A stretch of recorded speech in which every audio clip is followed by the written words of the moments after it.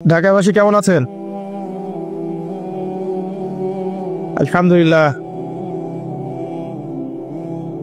ঢাকাবাসী তো সামনে বিপদ, ভালো থাকেন কিভাবে?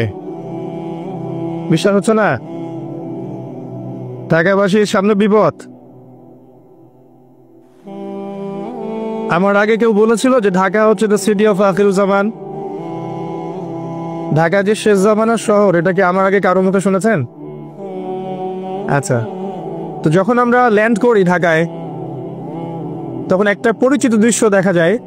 এই দৃশ্য বাংলাদেশের অন্য কোনো জায়গায় দেখা যায় না। সেটা হলো বাক্সে বাক্সে বন্দি জীবন।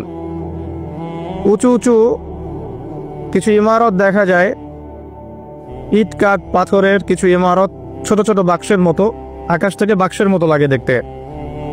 তো এই যে বাক্সে বাক্সে বন্দি জীবন, এই দৃশ্যটা ঢাকাতে আসলে দেখা